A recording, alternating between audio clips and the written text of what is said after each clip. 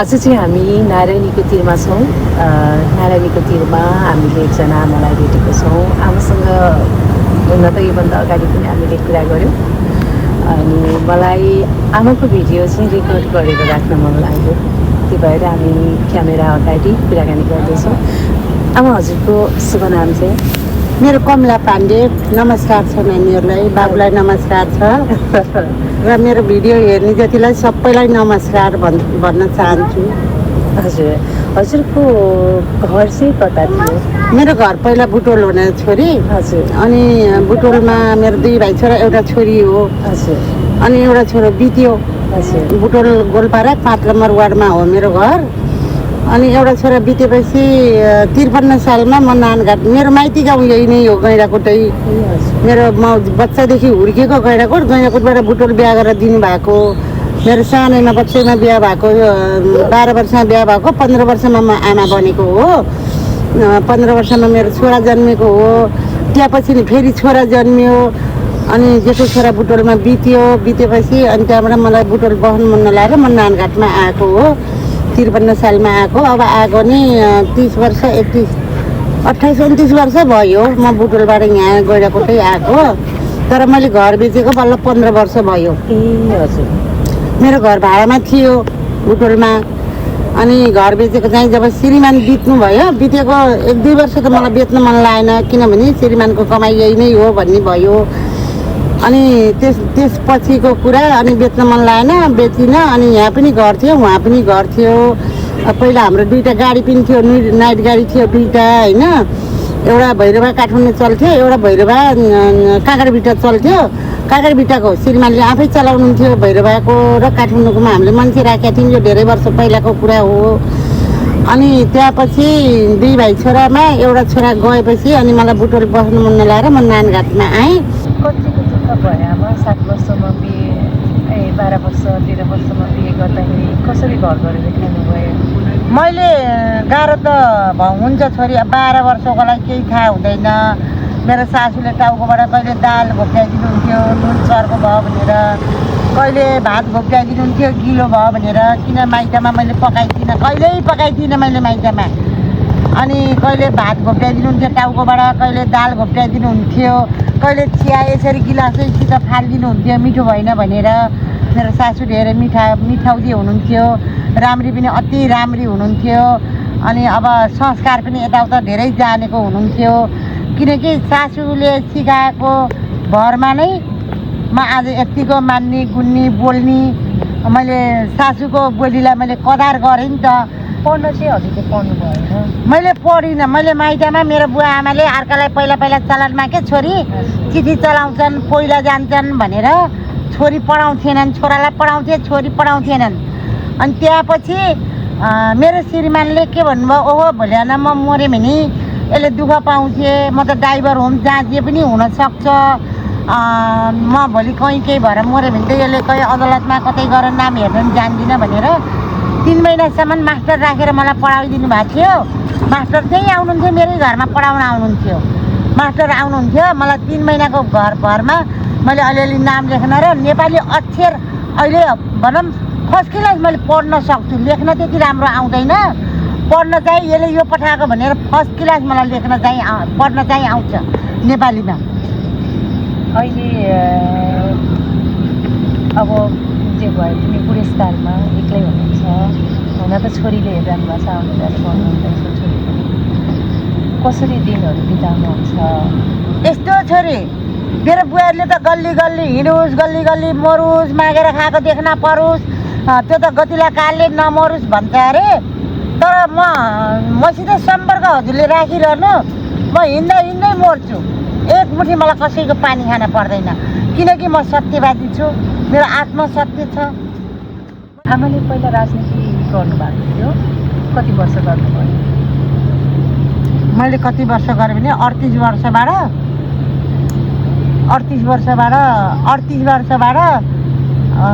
मेरो छोरो कतिमा बित्यो 49सम्म। 49 गरेँ राजनीतिमा हिँडेँ, पार्टीमा हिँडेँ। म एमालेकै पार्टीमा थिएँ म। ए हजुर। अनि किन अनि त्यस पछाडि एमाले चाहिँ किन छोड्नु भयो? एमाले मैले छोडी थिइनँ। एमालेलाई एकदमै माया गरेर हिँडी थिएँ, तर मेरो छोरो बित्यो। मेरो 13 वर्षको छोरा बित्यो, 6मा पढ्ने छोरा बित्यो। छोरा बितेपछि मलाई अब केही पनि चाहिएन, मलाई राजनीति नै चाहिएन, मलाई यो अब मलाई यो संसारमा मलाई केही पनि चाहिएन भनेको हो कि मैले। जब छोरा बितेर गएपछि मलाई केही चाहिएन भगवान्, अब यिनी दुईवटा भएका मेरा छोराछोरीलाई हे भगवान् केही नहोस्। मैले त्यति मात्रै चाहेँ, राजनीति मैले सबै छोडिदिएँ। मैले केही गरिनँ छोरा बितेपछि। अनि त्यसपछि 38 सालबाट 49 सालसम्म राजनीतिमै हिँडेँ एमालेको। अनि 49 सालमा छोरा बित्यो, 51, 52, 53 सालमा म नानघाट आएँ। मलाई बुटोल बस्नै मन लागेन। अनि बुटोल सबै बेचौँ भन्दा मेरो श्रीमान मान्नुहुन्थेन, बेच्ने होइन भन्नुहुन्थ्यो। अघि पनि भन्नुभएको थियो हजुरले मेरो घर थियो, गाडी थियो। श्रीमानले के गर्नुहुन्थ्यो? मेरो श्रीमान 15 क्लास पढेको व्यक्ति हो ऊ बेलाको जमानामा। किनभने मेरो ससुराले मेरो छोरालाई पाइलट बनाउँछु भन्नुभएको थियो अरे, मेरो छोरालाई पाइलट बनाउँछु भन्नुभएको थियो अरे। अनि ससुरा बित्नु भयो। ससुरा बितेपछि सासूलाई नि कलकत्ता बस्न मन लागेन, नेपाल आउनुभयो। अब नेपाल आउनुभयो, नेपाल आएर अनि पुलिसमा जाहिर खानु भएछ। एकैचोटि असैमा भर्ती हुनुभयो। अनि एउटा दिपक बोरा भन्ने भैरवामा मेरो बुढाको साथी, हे रमेश यो कुकुरको जाहिर खान्छस् भनेर त्यो वर्दी फालेर हिँड्नुभयो। नानघाटमा आएपछि नि मलाई धेरै भनौँ मेरो श्रीमान सन्जेर चाहिँ मलाई केही दुःख परेन, कहिल्यै दुःखै दिनु भएन मलाई। जब श्रीमान बितेपछि मैले छोरातिरबाट हरेक पीडा पाएँ कि। दुईवटा बिहा गर्यो त्यसले, पहिला बिहा गर्यो अनि विदेश जान्छु भन्यो, विदेश पठाएँ। मैले धेरै पैसा खर्च गरेर विदेश पठाएँ होइन। अनि विदेशबाट ल मलाई नेपाल निकाल, मसँग पैसा छैन भनेर उताएर दियो। अब एउटा छोरो त मोरो अर्को छोराको पनि मलाई त हरेक माया हुने भयो नि त, आमा हो नि त म त। अनि मैले विदेशबाट निकालेँ। अनि उतै काठमाडौँको केटी बिहा गर्यो। अनि मतलब बाउ हस्पिटलमा हुँदा नि ऊ एक दिन भेट्न आएन कि, एक दिन बाबा भनेर त्यो सम्झिन आएन कि। अनि मैले जान मेरो श्रीमानको भनौँ श्रीमान बित्नु भयो, हस्पिटलमा बिरामी हुनुहुन्थ्यो, बित्नु भयो। त्यहाँ पछिको पीडा मैले अति नै पीडा पाएँ। मैले एउटा घर छैन, जङ्गलमा गएर दाउरा बेचिन, अरू कुरा मैले गर्ने केही बाँकी पनि छैन। हर मैले पाइलामा दुःख पाएँ। तर पनि मेरो श्रीमानको सङ्घर्ष, श्रीमानले कति दुःख गरेर हामीलाई पाल्नु भएको रहेछ त भनेर मैले श्रीमानको पाइलामा मैले अहिलेसम्म इज्जत फाली छैन, नाम बेची छैन। मतलब नामबाट म कहीँ शिर झुकाउने ठाउँ कोही पनि पारी छैन क्या। मैले आफ्ना बाउको, मेरो श्रीमानको, मेरो छोरीछोरीको इज्जत राखेर मैले आफ्नो व्यवसाय व्यापार गरेर मैले खाइराखेको छु। अनि यही गैँडाकोटमा बसेको नि यति भयो। आज तपाईँसित चिनजानी भयो, मलाई धेरै खुसी लागेर मेरो आशीर्वादले पनि तपाईँ धेरै अगाडि बढ्नु, सत्यको काम गर्नु छोरी। सत्यको कामलाई पछाडि कहिल्यै कसैले हटाउन सक्दैन। हो तपाईँका कोही दुश्मनी भए अलि दिनलाई दुःख दिएलान्, तपाईँले दुःख पाउनु होला, तर पछि सत्यको जित अवश्य हुन्छ। मैले दिएको आशीर्वाद मेरो छोरालाई पनि आज भनौँ त्यसले आमा चिन्न सकेको छैन, बाहिर तपाईँहरूले मलाई चिन्नु भएको छ। धेरै गुनासो भयो किनकि छोरा भनेको त एउटा रगतको नाता पनि हो र उसलाई भनौँ 10 महिनासम्म कोखामा राखेर त्यसलाई मरे बाँचेँ भनेर छोराछोरी जन्माउन सजिलो छैन। छोराछोरी जन्माएर आज हरेक उसका पीडा, हरेक एउटा त मरेर गयो, अर्को छोरा पनि कता के हुन्छ कि भनेर मैले माया ममतामा मैले उसलाई पढाएर लेखाएर माया ममतामा हुर्काएर गरेँ नि। पीडा त हुन्छ त, रगतको पीडा हुँदैन र छोरी। जसले छोराछोरी सन्तान जन्माछ उसलाई कति पीडा हुन्छ भन्ने त उसले पनि पीडा जान्न पर्ने हो नि। उसले पनि एउटा छोरी त जन्माछ, ठिक छ, एउटा छोरी जन्माछ। मैले त छोरो गराउने हो, मैले संस्कार दिइनँ अरे, मैले उसलाई संस्कार दिइनँ अरे, संस्कार बिनाको भयो अरे। अनि उसको छोरीलाई संस्कार दिने अरे। अब कस्तो संस्कार हो त्यो मलाई थाहा छैन। मैले जहाँसम्म सकेँ मैले संस्कार दिएरै छोरो आज गतिलो भएर जता पनि हाई भएको छ नि त।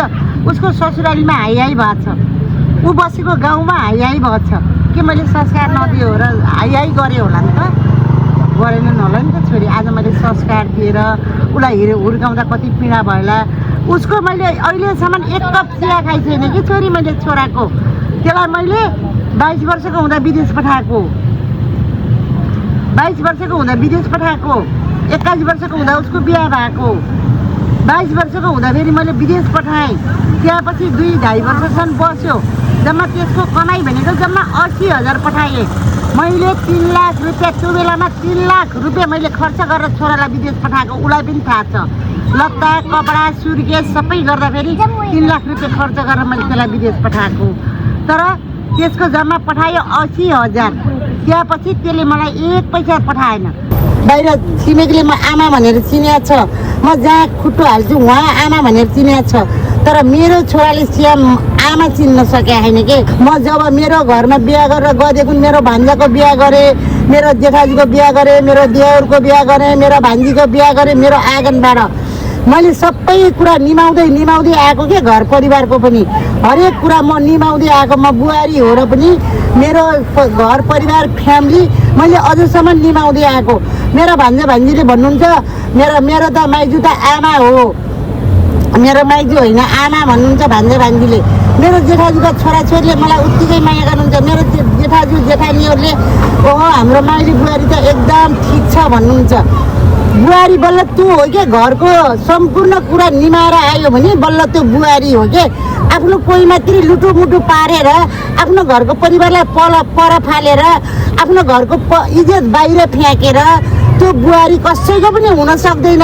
मेरो दाजुभाइ दिदीबहिनी या मसित चिनेको इष्टमित्र चिया नचिनेको इष्टमित्र घरको इज्जत जसले बुहारीले फाल्छ त्यो बुहारी कहिल्यै आफ्नो हुन सक्दैन र भोलि त्यो छोराको पनि सायद हुन सक्दैन होला। देशमा यही नै भइराखेको छ। आफ्नो घरको परिवारले कोही बुहारीहरूले चिन्न सक्दैन, कोही छोरीहरूले चिन्न सक्दैन र त्यो घर भाँडिराखेको हुन्छ कि। जब बुहारीले घर चिन्न सक्दैन त्यो घर एकदमै भाँडिन्छ। यो घरको सबै कुरा हामीले राख्नुपर्छ। यो घर हाम्रो हो, यो श्रीमानको हो, हाम्रा सासू ससुरा भान्जा भान्जी हाम्रा दाजुभाइ दिदीबहिनीहरू कहाँ छन् त भनेर खोज्न हिँड्यो भने आफ्ना इष्टमित्र सबै हुन्छन्।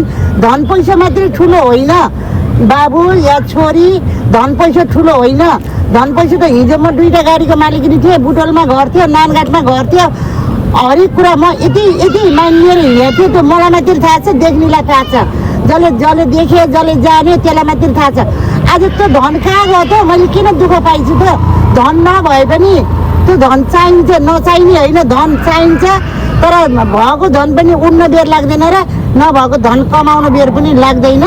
मान्छेको कसको जिन्दगी कति बेर रोडमा आउँछ, कति बेर रोडको जिन्दगी माथि पुग्छ त्यो जनता कसैलाई पनि थाहा छैन र हामी अजम्मरी पनि होइन।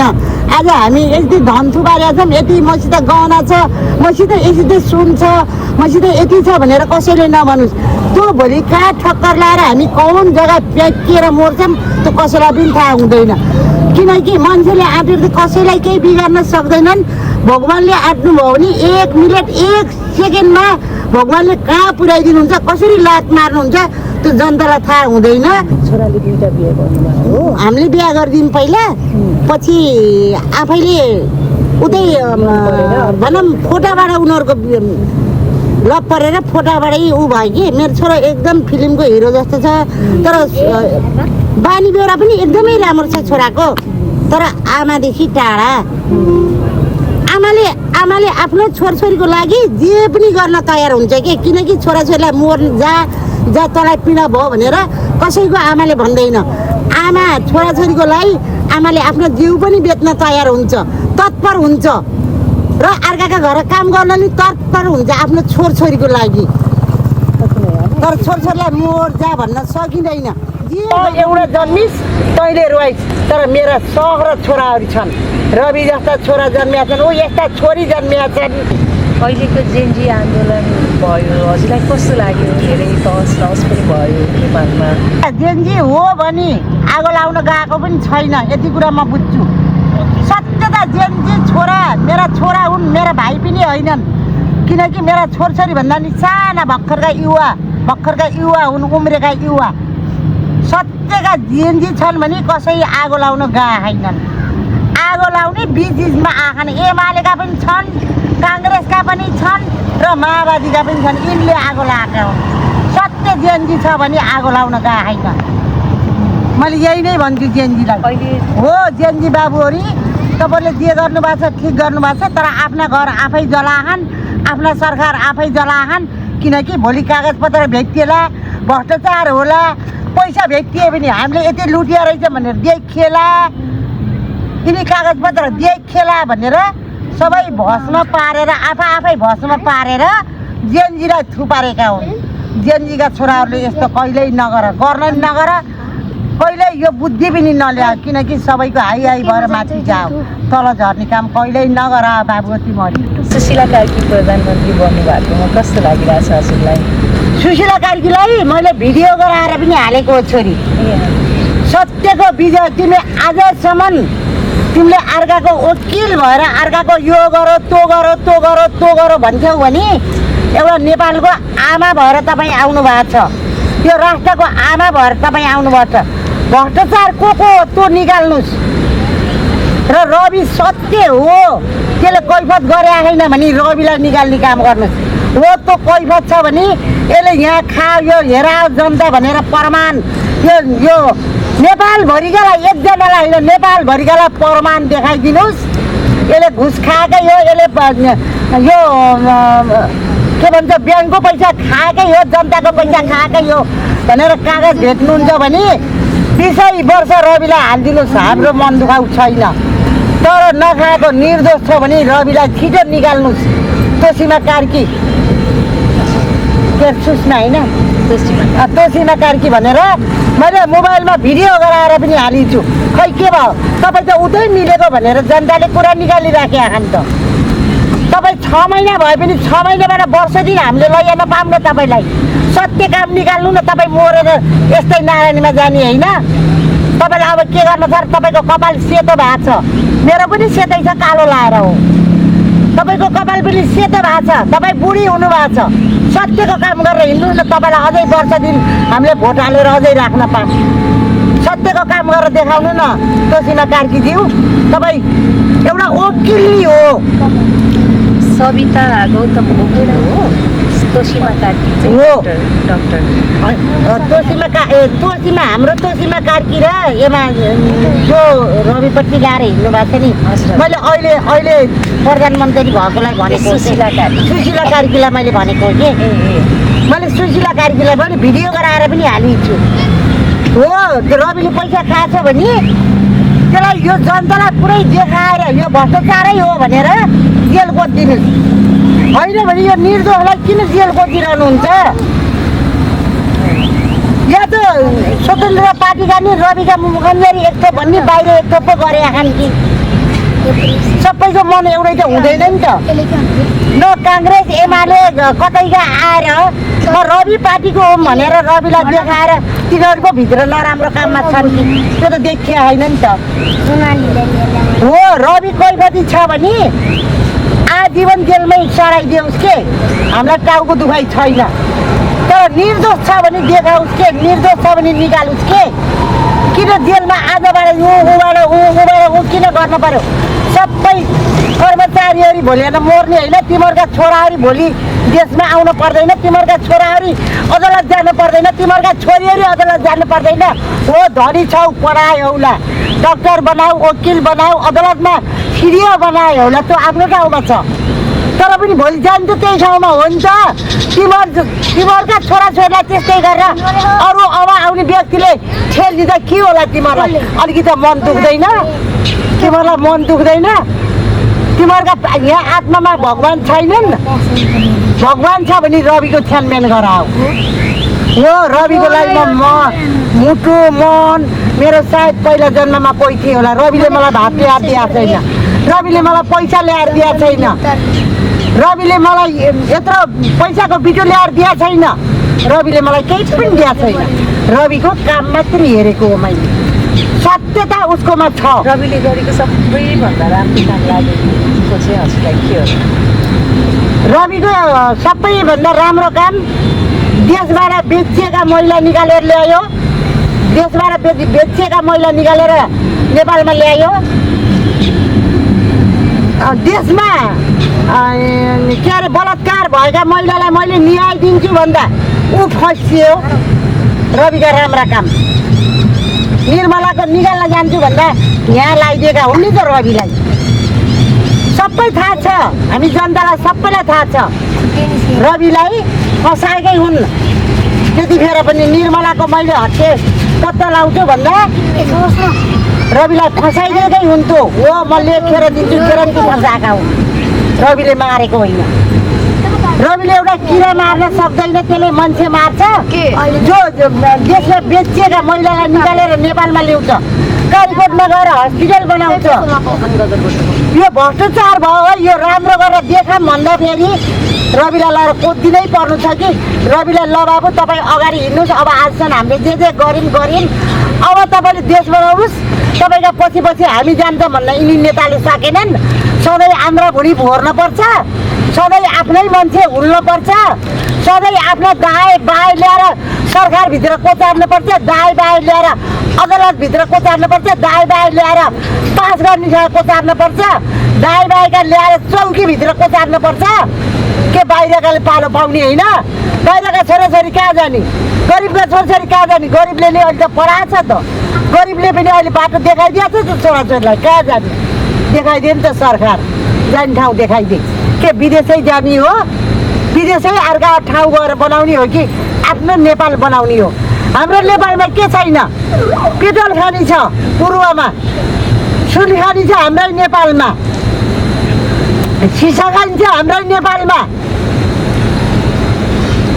पानी बत्ती निकाल्ने ठाउँ छ हाम्रै नेपालमा कहाँको के खोजेका छौ र सरकारहरूले यति बनाएर देखाइदियो न जनताले काम पनि पाए माम पनि पाए हाम्रो नेपालमा खोजा त तिमीहरूले यो कुरा हाम्रो नेपालमा पहिल्यै हो हामी सानसाना हुँदाखेरि सुन खानी छ सिसा खानी छ पेट्रोल छ डिजेल छ हाम्रै नेपालमा छ भनेर बाहिर विदेशी आउँदा हामी यता यता थियौँ कि हाम्रो नेपालमा यस्तो छ भनेर हाम्रो कानमा सुनेको नेताहरूले त बाहिरै लगाइदिएका छौ त जनताहरू त बाहिरै आफ्नै नेपालमा खोजा न जहाँ पनि सुनै फल्छ जहाँ पनि गरिब जनताले कामै पाउँछ जहाँ पनि अरूले खाने पैसा गरिब जनताले खाएकै हुन्छ आफ्नो देशको पैसा आफैले खान्छ बाहिरको आउँदैन नि त अहिले बाहिरै के अस्ट्रेलिया तिमीहरू बनाउन गएको थियौ जापान तिमीहरू बनाउन गएको थियौ चाइना तिमीहरू बनाउन गएको थियौ तिमीहरू त एउटा नेता भएर घुमेर आउँथ्यौ ओहो यस्तो विदेशमा त यस्तो बनाएर रहेछ हामीले पनि यो नेपालमा बनाएर देखाम न भनेर कुनै नेताले सोच्याउ विदेशको ठाउँ यस्तो रहेछ हाम्रो नेपाल पनि यही बनाएर देखा भनेर सोच्याउ रविले बाहिरको बनाउन खोजेको बुझ्यौ तिमीहरूले बरु रविलाई अघि ला भए अहिलेसम्म देश बनिसक्छ कि तिमीहरूले त रविलाई फसाछौ केही गर्न दिएछौ रविलाई ए रवि त बोल्ने मात्रै हो अरे के काम गर्न दिएछौ तिमीहरूले रविलाई केही गर्न दिएछौ आज ल चौकी भोलि ल चौकी पर्सि ल चौकी के गर्न दिएछौ रविलाई किनकि हाम्रो भ्रष्टाचार अब त भ्रष्टाचार जलाउ नि त सबै निकाल आऊ न रविलाई भ्रष्टाचार कागज जले पैसा जले तिमीहरूका कसैले पिटाइ खायौ अब निकाल आऊ नि त रविलाई मसित रिसिभी छ भने आइया मलाई पनि हत्कै लाड लाग्यो मैले नभएको गल्ती कुरा बोलिछु भने मलाई पनि आइया हत्कै लाड लाग्यो म जान तयार छु मेरो बच्चा रोला छैन छोरछोरी रोला छैन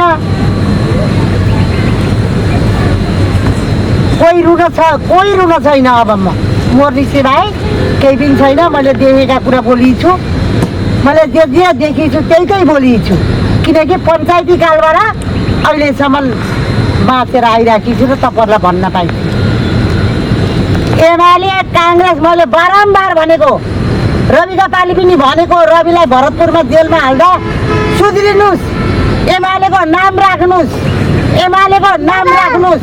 नाम नबिगाउनुहोस् विद्या भण्डारीलाई के विवाहलाई मैले कति भनेको सुध्र्यौ तिमीहरू भएन भनेर त भाँड भैलो गऱ्यौ तिमीहरूले त केही कुराहरू सुध्रेर देखाइदेऊ तिमीहरूलाई पैसाले कहिल्यै अगाएनौ कहाँ हाल्ने हो कुन्नी कहाँ लुगा छौ पैसाले तिमीहरू कहिल्यै अगाएनौ के अब त ठिक छ आधी पैसा नेपालमा लाए पनि आधी पैसा देखाए पनि पुग्छ त तिमीहरूलाई त आधी पैसाले यति गरौँ आधी पैसाले यति बनाएर देखाऊँ भने पनि पुग्छ त नेपालमा त के सबै लुटेरै भर्नुपर्छ पेटभित्र। तिमीहरू गतिला हुन्थ्यौ भने रविलाई साथ दिन्थ्यौ, प्रचण्डले साथ दिएछन् हो। प्रचण्ड नि गतिलो होइन भन्नु होला कोहीले, तर रविलाई हर पाइलामा प्रचण्डले साथ दिएछन्, किनकि उनले त्यति भ्रष्टाचार गरे छैनन् होला। प्रचण्डलाई पनि तिमीहरूका दबाबमा राख्यौ, मिलेर खाम भन्यौ, मिलेर हिँडौँ भन्यौ, प्रचण्ड पनि त्यतैपट्टि गए। किनकि अब देशबाट निस्किनु त भएन, मानिएर माथि गएपछि खान पल्के तिमीहरूका पछि हिँडे। प्रचण्डको के गल्ती? जस्तो अहिले रविको नि केही गल्ती छैन। प्रचण्डलाई साथ दिएकालाई साथ दिएकै भन्नुपर्छ। प्रचण्डले हो मनमा एकपट्टि र मुख एकपट्टि भयो भने त हामीलाई थाहा छैन, उनै भगवान्लाई थाहा होला। नत्र भने फाइल निकाल्ने बेला पनि प्रचण्डले साथ दिएका हुन्। रवि गल्ती छैन भनेर प्रचण्ड बार बार बोल्न आएका हुन्। हामीले सुनिराखेका छौँ, हेरिराखेका छौँ, देखिराखेका छौँ। प्रचण्डले साथ दिएका हुन्। प्रचण्डलाई ओही भात ओही गाडी, अर्कालाई गाली गर्न हुन्न। आफूले गरेका गल्ती आफै भोग्ने हो, आफ्ना खाल्टामा आफै पर्ने हो। सुन एमाले आफ्ना खुट्टा आफै बन्चर हानेकोस्। तैँले राम्रो काम गरेर विद्या भण्डारी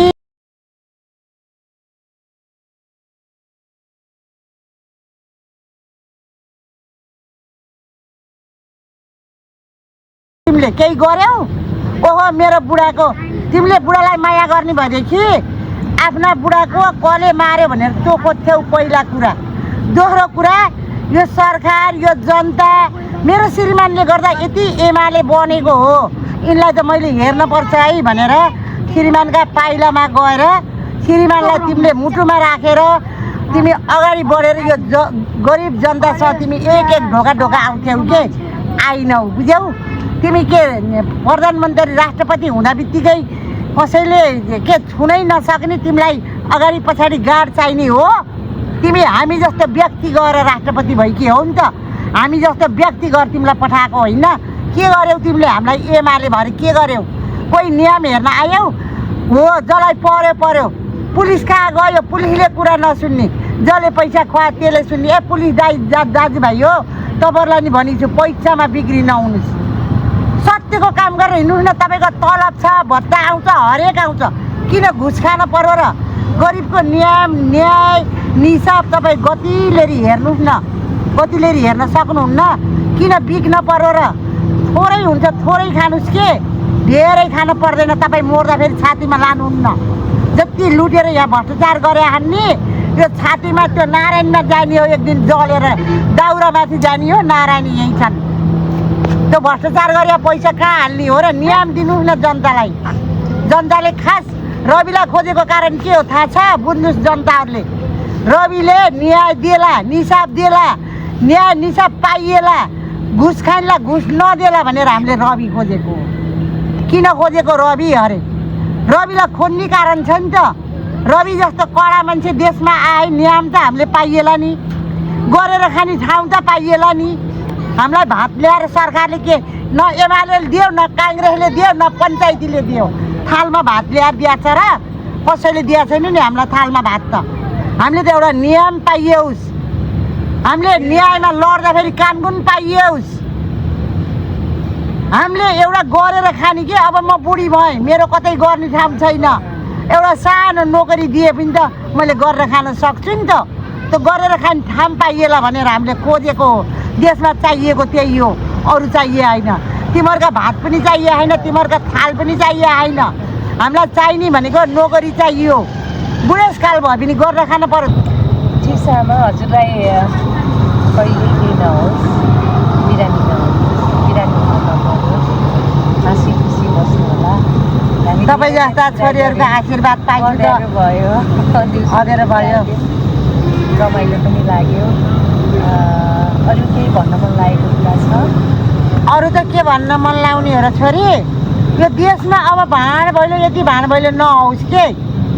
जनतालाई खुब चिन्ता लाग्छ मलाई बेसकरी म रुन्छु। यो धरती आमा म एक्लै रुन्छु, किनकि मैले पञ्चायती कालबाट अहिलेसम्म हेर्दै आइछु नि त। कतिका छोरी मरेका छन्, केही न्याय पाएनन् नि छोरी, बालखा मरेका छन् के। अनि जवान भएर तन्नेरले बोलाएर गएर यता अन्जेलले बोलाएको थियो कि उतै मारो भन्नु नि छैन के छोरी यत्र गणेउला छोरी मर्यो खानका निर्मला पन्थ यहाँ टाढीको बच्चा मर्यो उहाँ पूर्वमा झापामा सानो बच्चा मर्यो त्यो केटाहरूले लएर मकैबारीबाट सुर्खेतमा केटी मर्यो सानो चल्ला मरेनन् र असत्य काम कहिल्यै नगर्नुहोस् तपाईँ यो नारायणी सजिलै रिपाइर चढ्नुहुन्छ तपाईँलाई मेरो आशीर्वाद छ यहाँसम्म बोल्ने मौका दिनुभयो बोलाउनु भयो माया गर्नुभयो तपाईँलाई धेरै धन्यवाद छ मेरो पीडा दुःख बुझिदिनु भयो मेरो पीडा दुःख लिनुभयो हरेक यो देश विदेश हुने छोराछोरी मेरा कोही दाइ भाउजू हुनुहुन्छ होला कोही बुवा आमा समानका हुनुहुन्छ होला कसैलाई चिने हुम्ला कसैलाई नचिने हुम्ला म आज नारायणको तिरमा बसेर बोल्दैछु नानीहरूले मेरो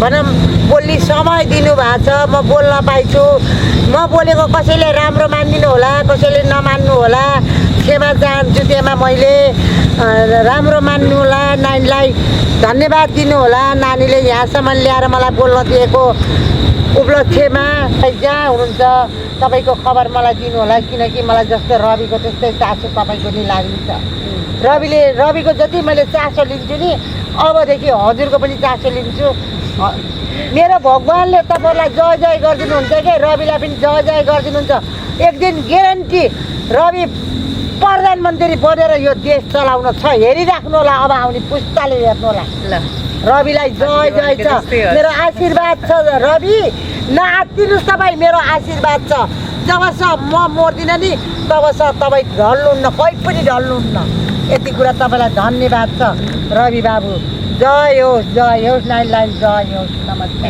हस् हुन्छ ल हजुरहरूले पनि हेरेर साथ दिनुभयो हजुरहरूलाई धेरै धेरै धन्यवाद हामी फेरि पनि भेट्छौँ अहिलेको लागि छुट्टिन्छौँ नमस्कार तपाईँलाई